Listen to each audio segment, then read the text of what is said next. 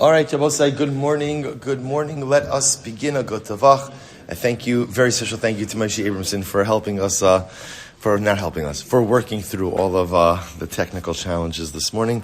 Baruch Hashem, a great zechus to begin another week with all of you. Begin by thanking all of our sponsors for this morning. Sure, to thank our TALMUD TORAH sponsors our TALMUD TORAH sponsor for the month of Shevat, Mrs. Selma Woolf, for dedicating all the Shiurim Drushos this month with immense gratitude for the refuos from Hashem and the merit of a refuah sheleima for all of those in need and the zchus of our brave soldiers. And in merit Hashem and the zchus of the return of all of our hostages. Our week of learning sponsor is this week, Yehudah Bracha Buchwalter, in memory of Rabbi Yehudah's father, Usher Buchwalter, on the occasion of his first yahrzeit. Our Daf Yomi sponsors for today, Leah Allen Zeiger In, in memory of their great granddaughter, Rut Ahava, Bas Yedidya Meir, and Dr. Moshe Gavant on the 52nd yahrzeit of Rebecca Saknoff, Rivka Bas Chaim, Zichron Bracha. We hope that in the merit of our TALMUD TORAH, the Neshama will have an aliya, and the families a Neshama. We also dedicate, of course, all the Maseches Baba Kamma Le'ilui Nishmas, Master Sergeant Eliyahu Michal Harush, Hashem Yikom Damo. We hope that in the merit of our TALMUD TORAH, his Neshama will have an aliya, and his family a Neshama. With that, let us begin. Today's daf is Ayin Gimel 73, and we are picking up Emeres Hashem on Ayin Gimel Amud Aleph 73a at the two dots. At the two dots, which are 2, 4, 6, 8 lines down from the top. So just to orient ourselves a little bit. So if you remember again, halacha l'maisa, we are in the midst, embroiled in this dramatic machlokes in Abaye and Rava about when Eidim are found to be Eidim Zomin. This feels much more like a Maseches Makas sugya than anything else. But or Sanhedrin, but so the Gemara says, so we had machlokes Abaye and Rava. When Eidim become Eidim Zomin, so how does that impact them? So ultimately, again, Abaye says it impacts them lemafreya, so that even going back retroactively, any eidos that they gave is disqualified. In other words, once you are designated as an eid zomein, thank you. That impacts ultimately again your status. Even retroactively. Rava says, no, mikana laba. Ultimately, again, it only means from this point going forward. So that's our ongoing machlokes over here, which we have not yet resolved. So let's go. Suppose I'll just point out, just before we get into the Gemara, just understand mitzada hashkafa, that this is an incredibly dramatic machlokes as well. What's the machlokes I will say? This happens all the time. You find good people who do very bad things. Right? Or good people who do kind of bad things, or good people who just do bad things, right? But in other words, in tzaddik barta shalo yechta, even the most righteous of people commits averos. And the shayla that often kinds of comes up in our mind is when you see a good person do something bad, how does that reflect on their good activity in the past? Right? You see, right, whenever it happens, a good person does something terrible, and now we wonder, okay, so does that mean that now this terrible thing disqualifies everything good that they did in the past? The mafreya, it turns out that it was never good. Or no, you know what, the good was good. The good was good. Now something negative occurred. Obviously, again, that person's status and that person's stature has changed going forward, but the good that they performed in the past, ultimately, again, is still locked in, is still beautiful. This machlokes Abaye and Rava ba'edim zomamin, it's not just a din in eidos, it's a din in general about how we view when a person fails. When a person fails and fails significantly, how do we view their past accomplishments? So we'll just keep that in mind. We'll have to get to the halacha l'maisa and the hashkafa l'maisa, hopefully later on today, if not by Wednesday. So it's not. So here we go. So the Mishnah said, so Ruvain stole an item, right? He stole a sheep or an ox. And what happens? Ganav al so there were two witnesses who gave testimony to the fact that he stole. And then he went ahead and he slaughtered and sold based on their testimony. So now the idea over here in this case is it's the same set of witnesses for both parts. The same set of witnesses ultimately again for Ganav, and the same set of witnesses for Tavach and Machar. Now a word about this. We saw this already in yesterday's daf, but let's just clarify this again. Remember, when you steal, let's say you steal a sheep, you steal and then slaughter/sell a sheep. What's your financial penalty? Sheep? 4. right? 4. It's not 4, right? 4 or 5 is either because it's 5 times for an ox, 4 times for a sheep. So let's just drill down on the numbers over here. What goes into that 4 times penalty payment? So let's say the sheep is worth $100.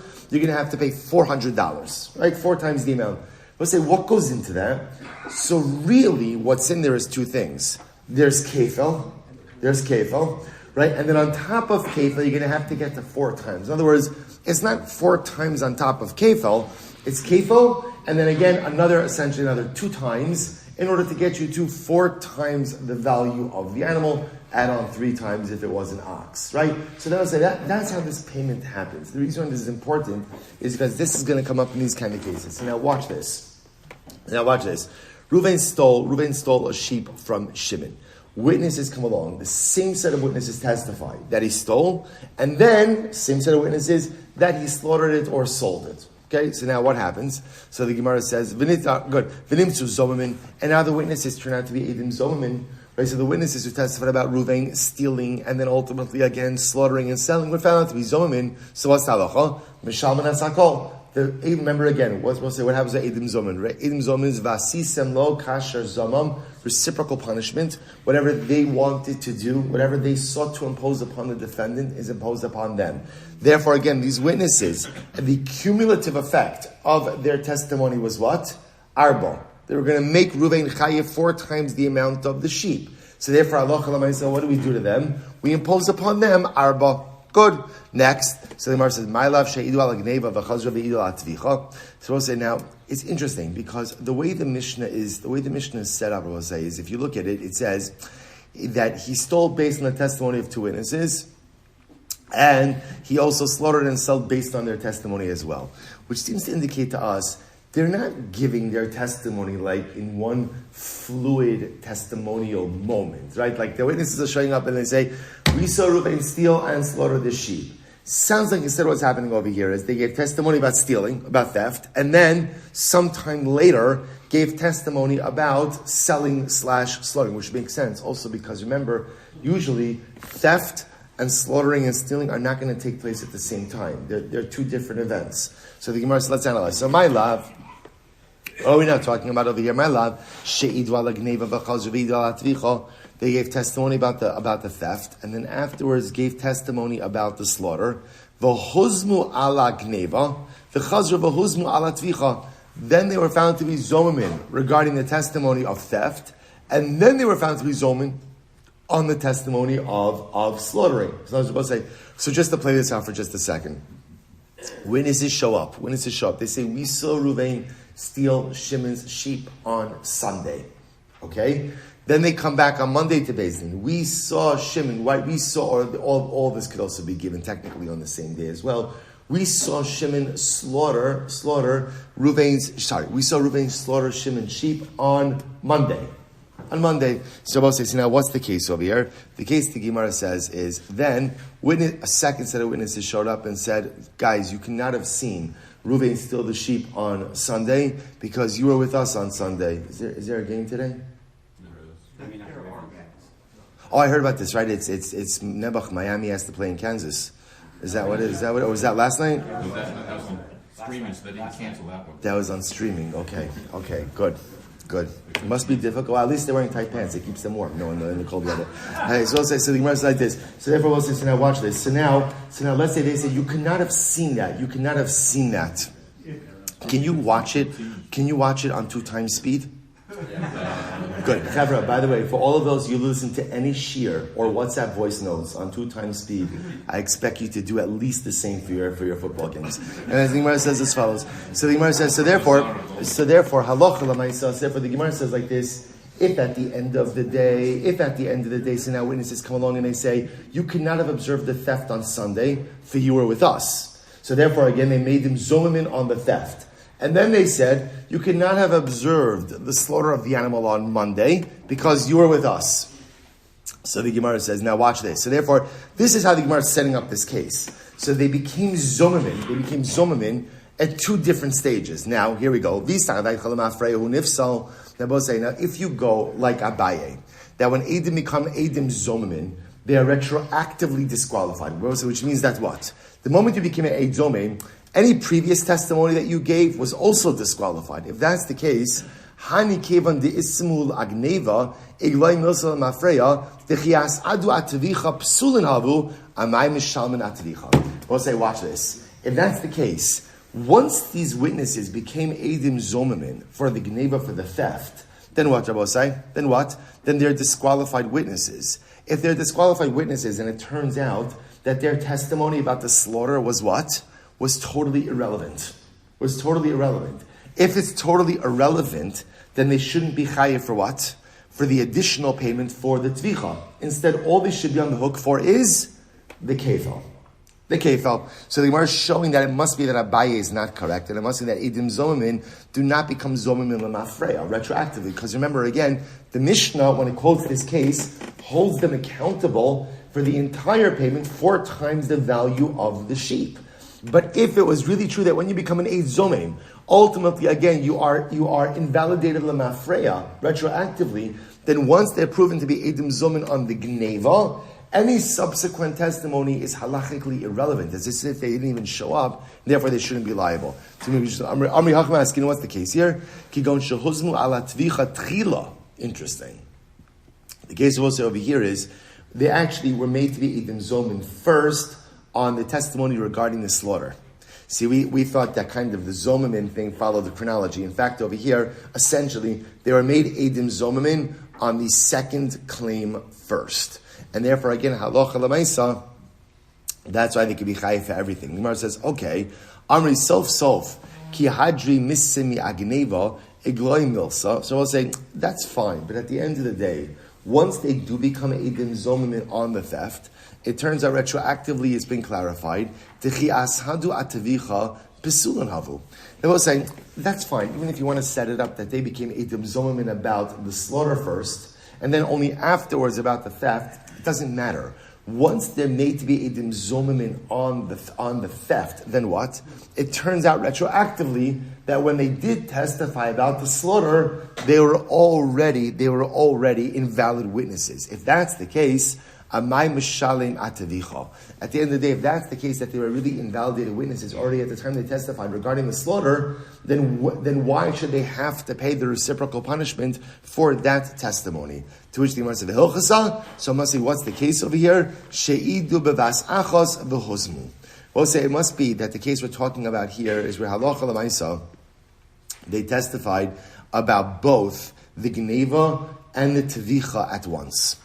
Right? So let's say, so we assume that's what sinners, we were working under the assumption that there were 2 different episodes of testimony. There was an episode on Sunday where they testified that Reuben stole the sheep, and then there was an episode on Monday where they testified that Reuben slaughtered the sheep. But the problem with that is we kept running into an issue that once they become Edim Zomin for the Gneva, if you go with Abaye, that then you're invalid, L'mafreya as well, then Lamaisa, any subsequent testimony is irrelevant. If it's irrelevant, then how could they be held responsible for the reciprocal punishment for testimony regarding the slaughter? Rabbi Gemara says, you're right. What's the case? It's one moment of testimony. They're testifying about everything at once. So they're testifying about Geneva and Shchita or Mechira all at once. And therefore, Allah Lamaisa, when they are made to be Zomamin, therefore, again, there is complete liability for the 4-time penalty payment. Incredible. Sheleima katanaim. So we'll say that this whole thing is a machlokes tanaim. What's machlokes tanaim? Here we go. We'll say quite fascinating. Hayu shnayim me'idin also shaganov. So let's listen to this. Let's say there were 2 people that testified that Reuven stole an object.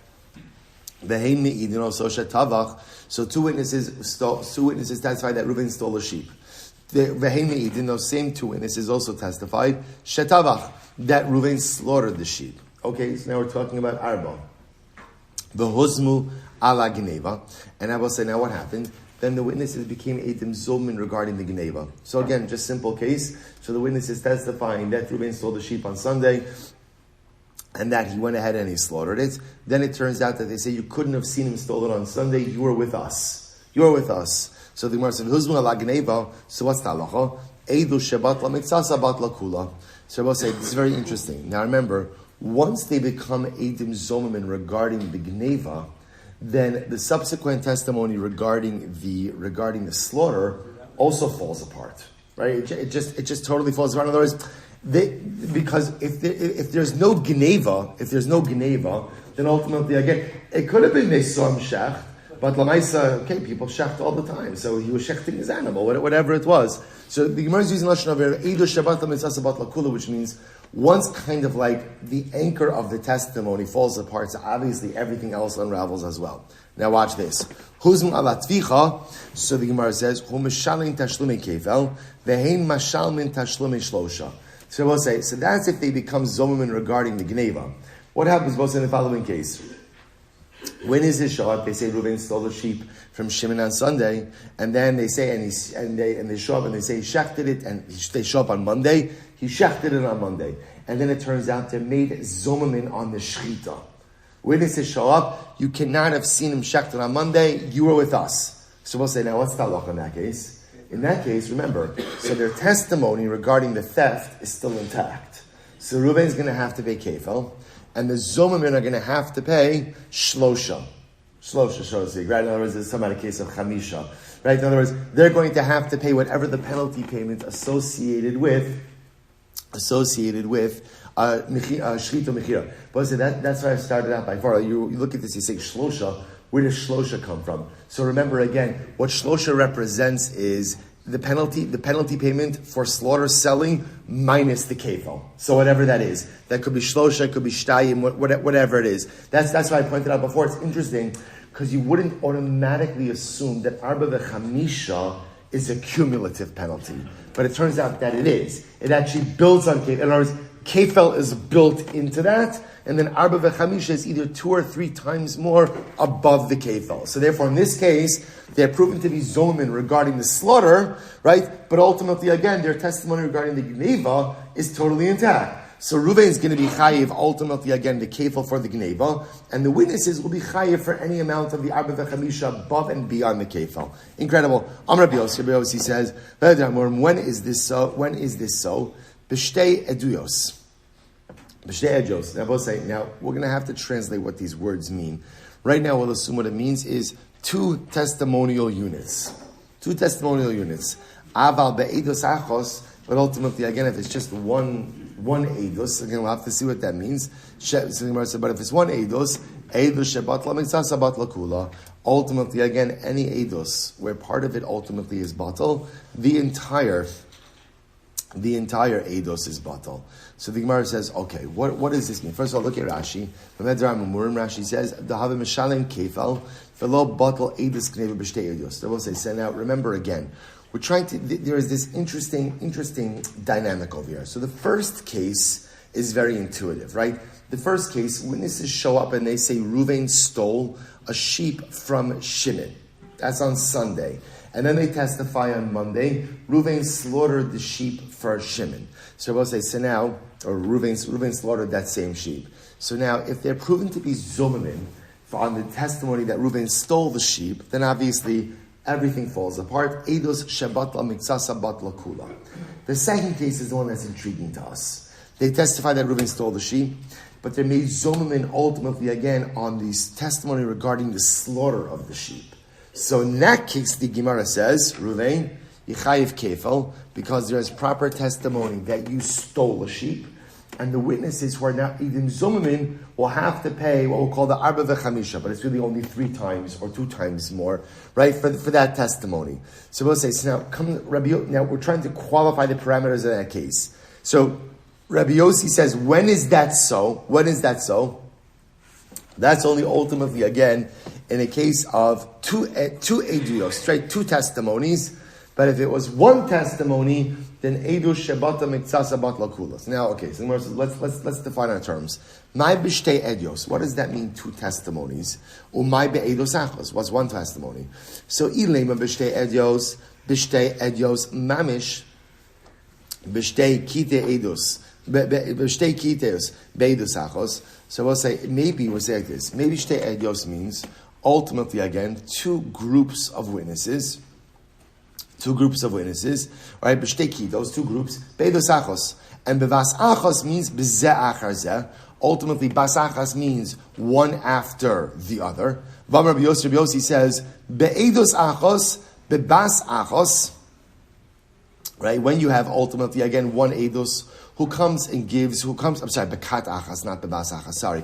Bekat achas, ultimately, again, so when it's one edus and one group of witnesses, so, and then they give testimony about the theft, and then the slaughter, one after consecutively, ki mishadi agneva, v'hadar mishadi atavicha, so therefore, again, when they give testimony first about the theft, and then afterwards, again, give testimony about the slaughter, Ki missimi atavicha. So ultimately, again, when they become edim zomin regarding the slaughter, edus shebatla mitzasa batla kula, v'isimu lahu agineva. So we'll see. Maybe Rabbi Yossi is saying is like this. Watch this. If you're talking about one group of witnesses, right, bekat achos, who are giving consecutive testimonies, right? First testimony about the theft, and then testimony about the slaughter. And what you want to suggest is that ultimately, again, when they become edim zomin regarding the slaughter, that automatically makes them edim zomin, or I should say, then it's edu shebatla mitzasa batla kula. Then once part of their testimony becomes negated, the entire testimony becomes negated, including the testimony for the theft. So the Gemara says, I don't understand. Why would you say that? Why would you say that? In other words, really, even if it's one set of witnesses that are giving two pieces of testimony consecutively, it's still two different testimonies. So even if they're found to be zomimin regarding the slaughter, why should that impact their testimony regarding the theft? Ella lav b'shtei eduyos. Rather, what you have to say is like this. You have to say it's two different groups. It's two testimonies. So the Gemara says be'edos achos ke'ein shtei eduyos. It's really one testimony that's like two. How is that? So umaynihu kat achos. It's one group of witnesses. So the same two guys, but ultimately again bezeh achar zeh. Ultimately, again, but they're giving two different episodes of testimony. Aval be'edos achos, bevas achos lo. I will say, but at the end of the day, if it was one group of witnesses ultimately giving testimony in one moment. Now we're going to see in one moment means Rashi points out over here besoch kedei dibor, right? So also here's the interesting distinction. If it's one group of witnesses, but ultimately, again, they're giving essentially halachically what would be considered to be two distinct testimonies. Then einachinami, when they become zomamin on the tvicha, on the slaughter, their original testimony regarding the geneva still stands. But if it was one group of witnesses who essentially are giving kind of like one moment of testimony, which includes two parts, then once they become zomamin on one part, then what? Eidos shebatla mitzasa batla kula. A very interesting distinction. So the Gemara says, "V'savrua the kuli ama." Now we'll say. So now, just let me illustrate this a little bit differently. Right? Witnesses come along, and they say Reuven went ahead and stole a sheep from Shimon. Okay, it's part one of their testimony. Then, in a different testimony. Now that different testimony could be, 10 minutes later or 2 days later. They go ahead and they testify that Reuben went ahead and slaughtered the animal. So we'll say, what Rabbi Yossi is suggesting is like this. Those two testimonies are looked at as two independent testimonies. And therefore, obviously, if they become zomamin on the geneva, then what happens to the rest of the testimony? It falls off, right? Because if there's no geneva, there's anything else. But if they become zomamin on the slaughter, on the tevicha, then I will say what that does is it negates that testimony. But what still remains? The Geneva testimony. And therefore, Reuben's going to have to pay kefel. The Edim Zomamin will have to pay the 2 times or 3 times penalty amount. However, Rabbi Yossi is suggesting, if let's say, I will say, in one act of testimonial kite, right? They go ahead and they give everything over. Right? One breath. We hereby testify that we saw Reuben go ahead and steal the animal and also slaughter it. Saras b'nei Hama, right? One breath, right? They put everything in there. It doesn't have to be one breath. What it does have to be is toch kedei. We're going to talk about that in just a moment. Just in one speech, right? In one verbal unit of testimony, then Rabbi Yossi says, what happens there? That now becomes one testimonial unit. once it becomes one testimonial unit, if any part of that testimony is discredited, whether it's the gneva or whether it's the tvicha, then edus shebat la mitzasa bat la kula. Once one part of that cohesive testimonial unit becomes undone, then ultimately all of it is undone. So the Gemara says, "V'savru adukol yama," and everyone would agree that toch kedei dibor kedibor dami. So we'll say ultimately again, everyone agrees that we've seen this concept before. Toch kedei dibor. We'll define our terms in just a little bit, but toch kedei dibor refers to anything that you say with two articles or two parts of speech that are said within immediate proximity of one another, right? I say something and then I say another follow-up statement right after it. Those two statements ultimately are combined. That's what it means to say toch kedei dibor. And I will say, we have many examples of toch kedei dibor. We'll see some over here. But toch kedei dibor says that any two utterances that you recite within immediate proximity of each other become one cohesive verbal unit. So therefore, Rabbi Yossi is suggesting if witnesses give two pieces of testimony, toch kedei dibor, within a verbal immediacy of one another, they become one harmonious testimonial unit. And therefore, if any part of that is disproven, the entire piece, the entire testimony simply unravels and fades away. Incredible. Incredible. So the Gemara says, watch this. So what are they arguing about? So I'll say, if everybody really agrees that toch kedei dibor dami, then ultimately, again, what are they arguing about? Here we go. Rabbanan savri mikano la'aba. Hu nifsal. So let's say, now the Gemara wants to suggest maybe this really goes back to the original machlokes Abaye and Rava about what happens when edim are found to be zomamin. Does your zomamin status extend only prospectively, or ultimately, again, does it extend ultimately retrospectively as well? That's machlokes. The Rabbanan savri mikano la'aba hu nifsal. The Rabbanan, when you become an eid zomeim, that status extends going forward. V'chevan damahi shaita kamissimi. And since, ultimately, again, I will say now, watch what happens over here. This is actually very fascinating. So since now you become an eid zomim from this point going forward, so therefore, again, so mihashita kamissimi atvicha to kamissimi itzum agneva lo mitzimi lo itzum. So according to the Rabbanon, halacha l'maisa, the Rabbanon hold that when you become an eid zomim, it's only mikano lahaba, since the witnesses in this case were made zomimin on the tvicha and not on the Geneva. So the testimony regarding the Geneva stands, and the Edim Zomin ultimately on the Tvicha. However, watch this. Rabbi Yossi Savar Lamafreya Hu Nifsal. Rabbi Yossi, on the other hand, says that no, when you become an Eid Zomin, that status extends even retroactively. B'chevan demiyad ki asituhu demifsali ki itsimu lohu atvicha itsimu lohu nami ageneva dehatoch kedei dibur kedibur dami. So it says incredible. So Rabbi Yossi was like this. Rabbi Yossi holds that halacha l'maisa, when you become ultimately an eid zomim on the tevicha, right, on the slaughter, then what happens? Retroactively it goes back to the Geneva, and even more so since the Geneva eidos was done toch kedei dibor, therefore halacha l'maisa, you become an eid zomim on the entire testimony. Incredible. So the Gemara says, Amri, itoch kedei dibor kedibor dami dekuli amal l'mafreya hu nifsal.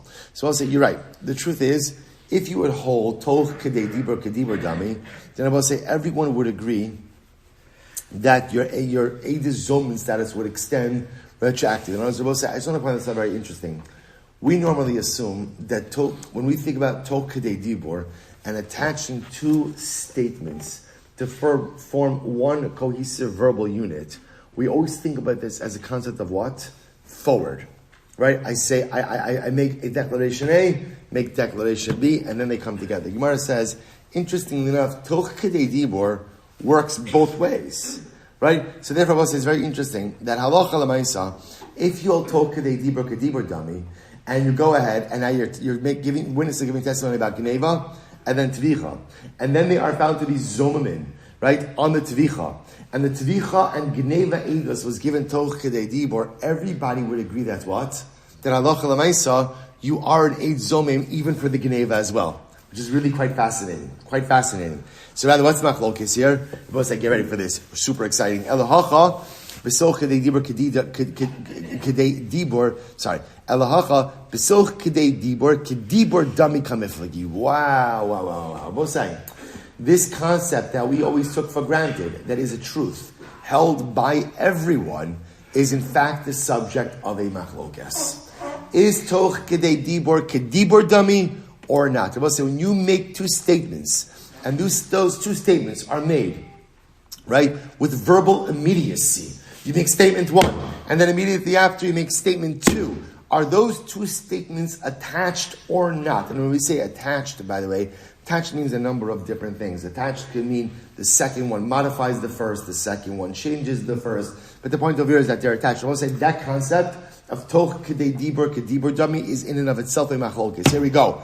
Rabbanan sabri toch kedei dibor Amud Beis lav kedibor dami. Wow. The Rabbanan hold no toch kedei dibor. Even if you make two statements within verbal immediacy of one another, it is not considered to be like one statement, and therefore, take a look. Tap Rashi Amud Beis lav kedei dibor dami. Rashi says v'halu shnei edios umishum chada lo ischachish idach. The Mishas Dibur Achron Nifsalu, V'lo Mishas Dibur Rishon. The Rabbanan hold that we don't say Toch Kedei Dibur Kedei Dibur. And therefore what? When witnesses come along and give testimony about Geneva, and then even though Toch Kedei Dibur, they then give testimony about what? Tvicha. And they're proven to be Zomen regarding the Tvicha, that only impacts the Tvicha, the slaughter, and doesn't impact the Geneva. Incredible. Rabbi Yossi holds Toch Kedei Dibur Kedibur Dami. Rabbi Yossi, on the other hand, holds that no, halacha l'maisa, we say toch kedei dibur kedibur dami, and therefore halacha l'maisa, when witnesses give testimony about Geneva, and then toch kedei dibur give testimony about the tvicha, and are proven to be edim zomen regarding the tvicha, what happens? They're disqualified for the Geneva as well. Incredible. So the Gemara says, now really, is that true? So the Gemara says, "V'sar Rabbi Yossi toch kedei dibur kedibur dami." Does Rabbi Yossi really hold that toch kedei dibur is kedibur? Say, watch this is so interesting. V'hatnan we learned hareizet tmuras ola tmuras shlamim. Watch this case. I will say, I have an animal. Right? And now let's say again. So now, and I say this animal should be in exchange for an ola, exchange for a shlamim. Now, both we're talking about already a sacrificially designated animal. So remember again, what's the halacha? Torah tells us, right, that when you have a sacrificially designated animal, you may not exchange that for another animal. Okay? So now, so what happens? So, by the way, and if you go ahead and you make an animal a tmura, then what happens? We'll say, both animals are consecrated, right? So if I, for example, have a shlamim, and I decide, you know what, I don't want to offer up this animal, so I want to offer up this animal. So I exchange animal A for animal B, they're both shlamim. Now, in this case, the owner of the animal did something very interesting. He said, let this animal be tmuras ola, tmuras shlamim.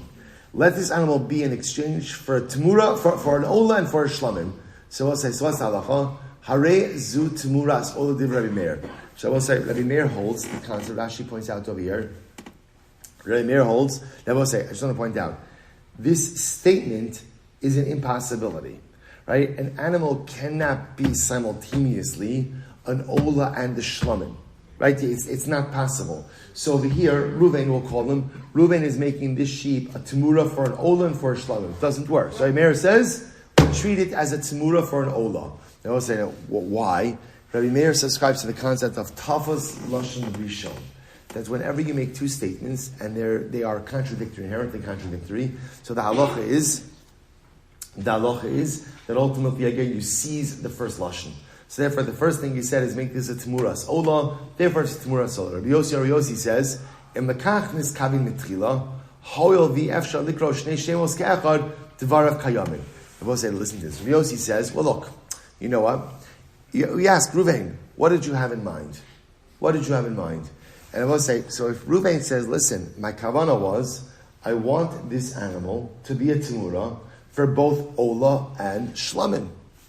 That's what he says. So it's like, that's his kavana. We say, okay, dvar of kayamin. Then we make it a temura for ola and shlamim. I will say, how do you make one animal temura for an ola and shlamim? So Rashi points out a very interesting process. Rashi says, well, essentially what we do is we take this animal, we let it graze. Until it develops a mum. Once it develops a mum, what do? You redeem it, right? Redeem it. And now you have the money. And what do you do with the money? Half for Olah, half for Shlamim. Incredible. V'im Amar, so we'll say, by the way, let's finish up. V'im Amar, Temuras Olah, V'nimlach v'Amar Temuras Shlamim. And we'll say, if at the end of the day, so we'll say, okay, let me say one thing, interesting. This idea of you let it graze and then you use half of the money for an Olah, half of the money Shlamim. We'll say, can you buy an Olah or a Shlamim for half of the amount? I guess if it's a very expensive animal, you can. But bepashtos, you'll have a little bit of money for this and a little bit of money for that, and you're probably going to have to supplement it with your own money. We'll say, you see something incredible over here. When a person doesn't have clarity about what they want to accomplish, you get absolutely nowhere in life. And I will say, if you think about it, for many of us, this is the very issue that we run into. Let's see, ever sometimes look at life and wonder, why am I not where I want to be? Am I the only person this happens to? Okay, maybe. All right, why am I not where I want to be? Right? I'm not in life where I want to be. So why is that? It's not because of a lack of effort, willing to work hard, right? Willing to put in the effort. Say more often than not, it's because you've spoken of this many times. I don't have clarity of vision. I don't have clarity of a goal. I don't know the finish line I am working towards. And if you don't know what you're working towards, if you don't know what the intended goal is, if you don't have clarity and vision, of course you can't get where you want to go because you don't have clarity on what that goal is. I will say that's this case. Harizit Tmuras Olah, Tmuras Shlamim. Pikatin. Right? Decide what you're doing. So the Gemara says, okay, can you do both? Yeah, you could do both. And what happens when you do both?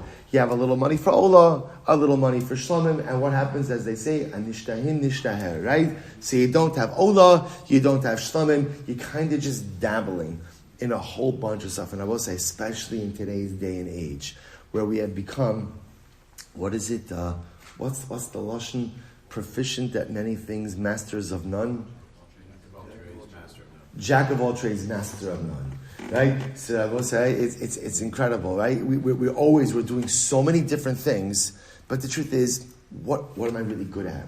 What am I really putting my focus on? What's the goal? What's the finish line?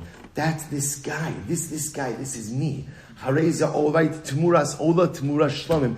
I like a little Olah, I like a little Shlamim. I want to do some of this, some of that. Go here, diffuse the tension, and I never really get to where I want to get to. It works. You can get by in life like that. A little bit of money will be left for Olah, a little money left for Shlamim, but at the end of the day, I'm not left with anything concrete. If you want to accomplish something in life, a person has to have clarity of vision. Also, I want to point out, the clarity of vision doesn't have to be, for the next 50 years, here's what I want to work on. It could be clarity of vision for today. Today, I have clarity of vision. Here is what I want to accomplish. A, B, and C. It could be clarity of vision for the week. It could be clarity of vision for the month, for the year. Yeah, a person can have 5-year and 10-year plans. Absolutely. But just clarity of vision. I know exactly what I want to do and how I want to accomplish. Because if you don't, then you're the Hare Zu Turas Olah Tmuras Shlamim guy. Where does it work? It does work. You have a little bit of this, a little bit of that, but you haven't really advanced your life agenda. Incredible. Now, if Reuven said, first he said Tmuras Olah, and then he changed his mind, and then he said Tmuras Shlamim, Harezu Tmuras Olah, ultimately, then it's going to be a Tmuras Olah, because that's the first thing he said. But we asked, Nimlach Pshita. Obviously, if he changed his mind, Nimlach Pshita, I will say ultimately again, Rav Haba said he was nimlach b'soch kedei dibur. So I will say the point over here is, what do you see? You see over here that this second opinion ultimately is saying that changing your mind toch kedei dibur works. Yet Rabbi Yossi does not subscribe to changing your mind toch kedei dibur. So I will say now we have a problem. Because we were just saying above that Rabbi Yossi holds that toch kedei dibur is kedibur dami. And now based on this case of Tmura, it would appear that Rabbi Yossi doesn't hold of toch kedei dibur kedibur dami. I will say this is amazing. Amri, the Gemara answers, you're right. toch trei toch kedei dibor havi. This is incredible. There are two toch kedei dibors. There's two different shiurim. Chad kedei she'ilas talmid l'rav. V'chad kedei she'ilas harav l'talmid. Incredible. I'll say two different toch kedei dibors. One is the amount of time that it takes for a talmid to inquire about the welfare of his rebbe, and the other is the amount of time that it takes for a rebbe to inquire about the welfare of his talmid. Now, both say, what are the two shiurim? When a talmid inquires about the welfare of his rebbe, it is Shalom Alecha Rebbe Umori. Okay. When it is the Rav asking about the welfare of the talmid, it is Shalom Alecha. So one is longer, one is shorter. One is longer, one is shorter. So watch this. So the Gemara says, Ki les leila Rabbi Yossi, kedei shelas talmid l'Rav. So we'll say, Rabbi Yossi holds toch kedei dibor, is kedibor dummy when? For the shorter amount. For the shorter amount, ultimately, again, from the Rav to the Talmud. Shalom Alecha. When doesn't he subscribe to toch kedei dibor dummy? The amount of time it takes for the Talmud to inquire about the welfare of the Rebbe. Shalom Alecha, Rebbe Umori. Incredible. So the Gemara says, Shalom Alecha, Rebbe Umori, dinafish. So again, Rabbi Yossi won't hold toch kedei dibor dummy for the longer toch kedei dibor, which ultimately again is Shalom Alecha Rabbi Yomori. Kedei shelas harav l'talmid, the amount of time that it takes ultimately again for the Rebbe to inquire about the welfare of the Talmud, which is just Shalom Alecha, is like that Rabbi Yossi does subscribe to. So I will say it's pretty incredible. So first of all, again, we weren't even expecting this, right? This is like bonus material. We just thought ultimately again that we were hyper focused over here. Still in the machlokes Abai and Rava. It turns out that halacha l'maisa, there's a much bigger machlokes underway over here, namely the machlokes about toch kedei dibor dami. So it turns out like this. So first of all, the Rabbanon seem to totally reject the concept of toch kedei dibor dami. Rabbi Yossi accepts it, but even Rabbi Yossi who accepts toch kedei dibor dami is only the shorter shear of toch kedei dibor, kedei she'elas harav l'talmid. Shalom alecha. But for the longer amount of time, ultimately again, of Shalom Alecha Rebbe Umori, that Rabbi Yossi does not subscribe to. Both say, beautiful. What's still outstanding over here? What's still outstanding is the Machlokes Abai in Rava. We're not finished. Let's just do two more lines, then we'll stop. Says the Gemara, Amar Rava, Eidim Shul Basof Hozmu Neheragim. So Rabbi say, here's an interesting. Let's begin this sugya today, and then Emir Hashem continue it really in full force tomorrow, and also loop back to Abai in Rava. We're not finished with that yet.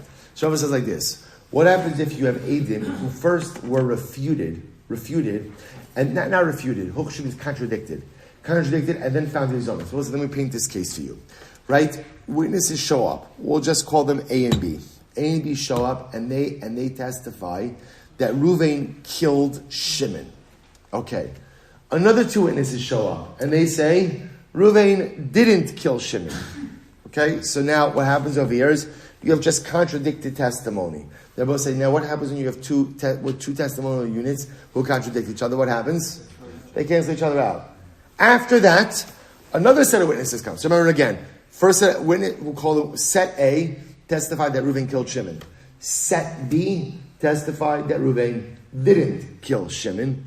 Set C comes along and says, A, you could have never testified about that. Why?